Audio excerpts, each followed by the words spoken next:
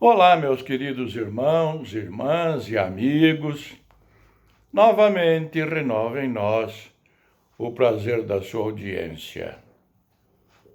E confesso que é com grande alegria que voltamos a nos reencontrar. Por isto, recebam os cumprimentos fraternais da 8ª Igreja Batista Filadélfia de Curitiba, patrocinadora deste programa evangélico, bem como de seu pastor Luiz Pedroso. Hoje vamos estudar mais uma lição importante. Desta arte da autoria do ilustre pastor, já bastante conhecido, Roberto Monteiro de Castro, e que tem como título Provas Bíblicas de um Amor Triuno. Então, quais são os objetivos da presente lição? Primeiro, conhecer o que a Bíblia ensina sobre o amor triuno de Deus. Provas incontestáveis. Também perceber a sinergia do amor triuno. Observem com atenção. O Pai envia o Filho, Jesus se entrega em sacrifício, o Espírito Santo convence, ensina e age na ressurreição. E por fim, outro objetivo é praticar o amor triuno, que é uma expressão viva do plano salvífico para a humanidade arrependida. Não é ciência exata, mas divina. Essa lição tem também um texto áureo. E eu vou ler o texto áureo. E se o Espírito daquele que ressuscitou Jesus dentre os mortos habita em vocês, aquele que ressuscitou a Cristo dentre os mortos também dará vida a seus corpos mortais por meio do seu Espírito que habita em vocês. E esta afirmação bíblica está lá na carta de Paulo aos Romanos, capítulo 8, versículo 11. Mas ainda temos mais alguns textos inspirativos. João 16, de 13 a 15. Mas quando o Espírito da verdade vier, ele os guiará a toda a verdade. Não falará de si mesmo, falará apenas o que eu ouvir e lhes anunciará o que está por vir. Ele me glorificará, porque receberá do que é meu e o tornará conhecido a vocês. Tudo o que pertence ao Pai é meu. Por isso eu disse que o Espírito receberá do que é meu e o tornará conhecido de vocês. Vamos a mais um outro texto bíblico. Efésios. Carta de Paulo aos Efésios, capítulo 2, versículos 4 a 6. Todavia, Deus, que é rico em misericórdia pelo grande amor com que nos amou, deu-nos vida juntamente com Cristo, quando ainda estávamos mortos em transgressões. Pela graça, vocês são salvos. Deus nos ressuscitou com Cristo e com ele nos fez assentar nos lugares celestiais em Cristo Jesus. Mais um texto bíblico.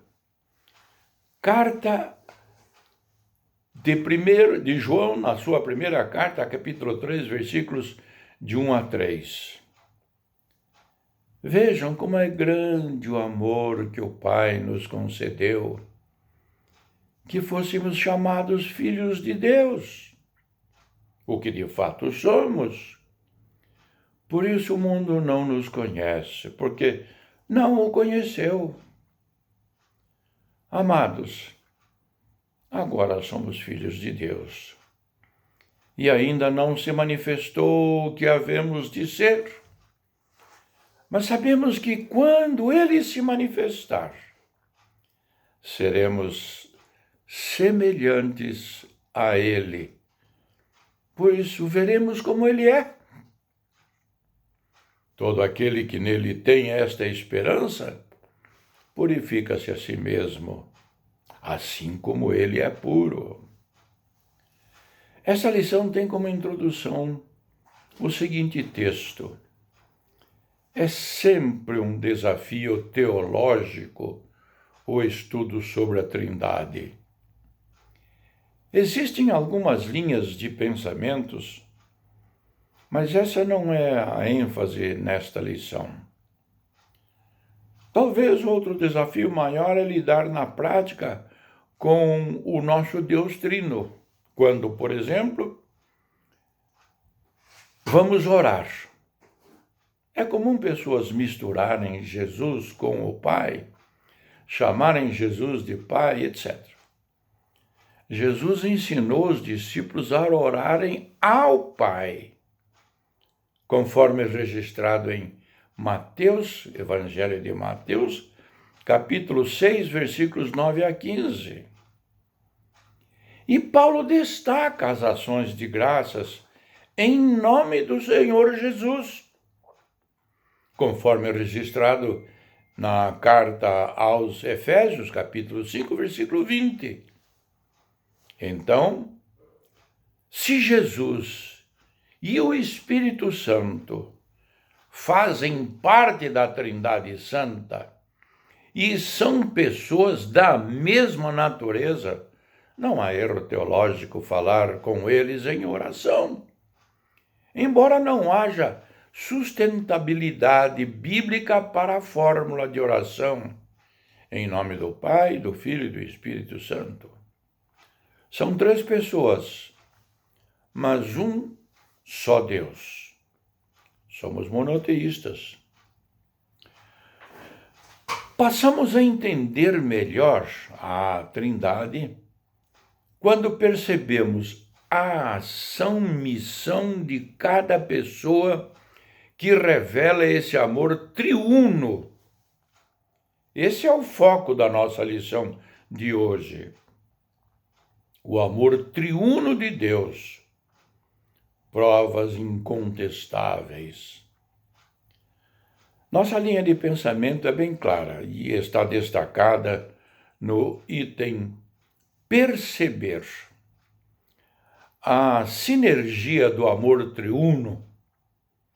O Pai envia o Filho, Jesus se entrega em sacrifício, o Espírito Santo convence, ensina e age na ressurreição. Tenhamos todos uma boa lição. E vamos ao tópico número 1. Nós vamos falar sobre provas incontestáveis do amor do Pai. Em Gênesis capítulo 1, temos o relato de um Deus criador. Deus vai agindo e se revelando na Bíblia. Antes de chamar Abrão para fazer uma aliança e formar uma nação, lemos sobre o episódio do dilúvio, quando Deus exerce juízo sobre os pecados que existiam na humanidade da época. Quando estudamos a Bíblia de forma parcial, sem entender os textos e seu contexto maior, sem percebermos os momentos históricos, podemos achar que o Deus do Antigo Testamento é muito severo, pronto para julgar, etc. Marcião, um líder da igreja dos primeiros séculos, fazia essa distinção e dizia crer no Deus de Paulo, do Novo Testamento, e desprezava várias passagens bíblicas onde ocorriam o juízo divino. Marcião foi considerado um herege. Em nossa hermenêutica bíblica, interpretamos o Antigo Testamento à luz do Novo Testamento. Vejamos alguns textos que comprovam o grande amor de Deus Pai. Primeiro, vejamos como é grande o amor que o Pai nos concedeu. Que fôssemos chamados filhos de Deus, o que de fato somos. Por isso o mundo não nos conhece, porque não o conheceu. Isso está registrado em 1 João capítulo 3, versículo 1. Jesus, o Filho unigênito, nós, a Igreja, somos individualmente filhos adotados, conforme registrado em Romanos capítulo 8, versículos 15 e 16. Vamos mais a um outro momento. Mas Deus demonstra seu amor por nós. Cristo morreu em nosso favor, quando ainda éramos pecadores. Isto está registrado em Romanos capítulo 5, versículo 8. Na versão atualizada vai dizer que Deus prova seu amor. Só quem já perdeu um filho pode entender essa ação de Deus. Jesus foi dado como santo sacrifício. Verteu seu sangue precioso para nos salvar, perdoar. O Pai entregou o Filho. Jesus sofreu. Se Jesus e o Pai são um, conforme registrado em João capítulo 10, versículo 30, certamente o Pai também sofreu. Mas eu, Senhor, no tempo oportuno, elevo a Ti a minha oração. Responde-me por Teu grande amor, ó Deus, com a Tua salvação infalível, conforme registrado em Salmos capítulo 69, versículo 13. O rei Davi, homem que orava, louvava e escrevia salmos, canções ao seu Deus. Experimentou o seu amor e as respostas de suas orações.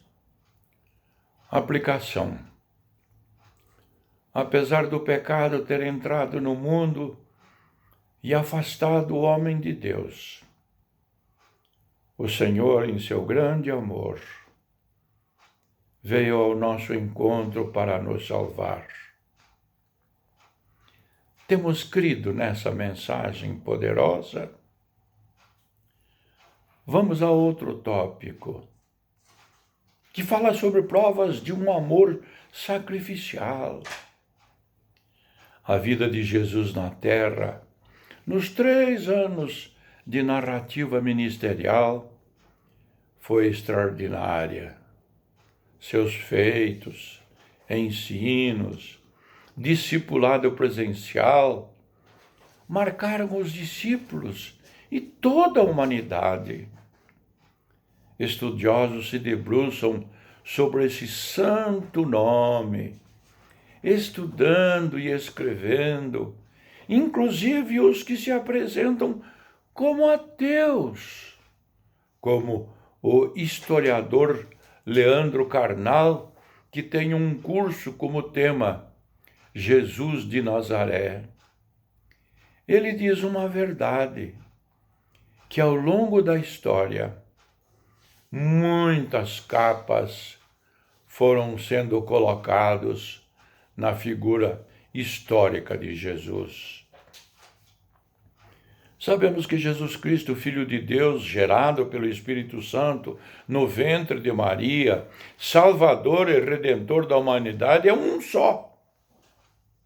Não existem para nós vários Jesus. Ele não é um espírito evoluído. Ele não é somente um profeta. Ele não é um filósofo.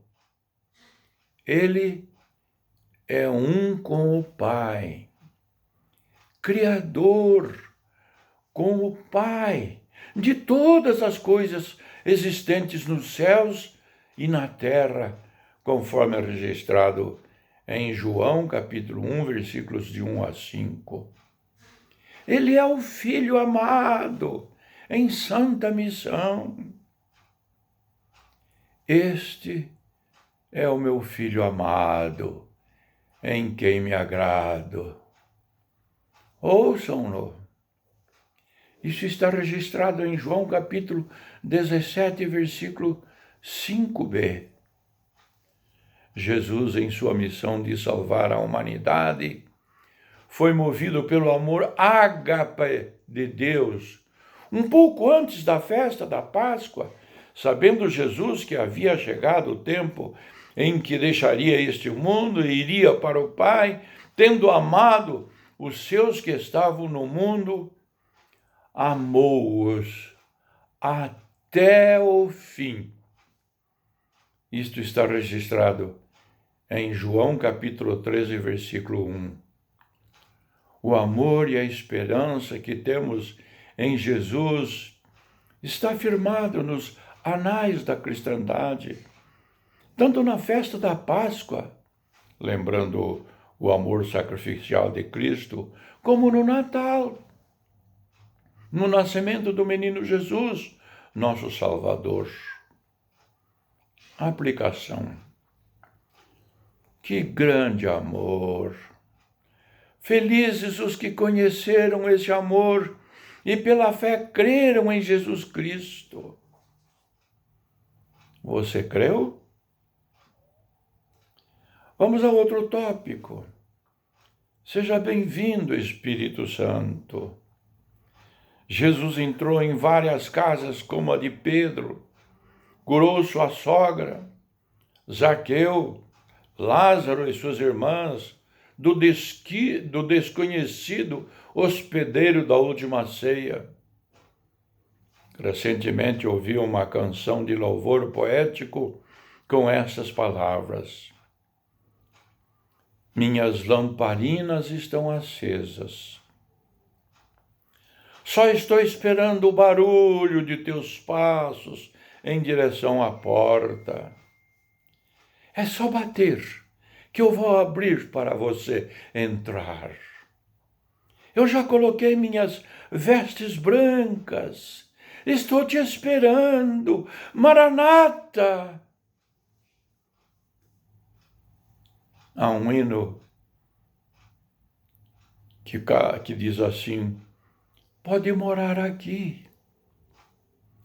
Certamente uma referência às 5 virgens prudentes da parábola que tinham azeite na candeia e aguardavam a volta de Jesus.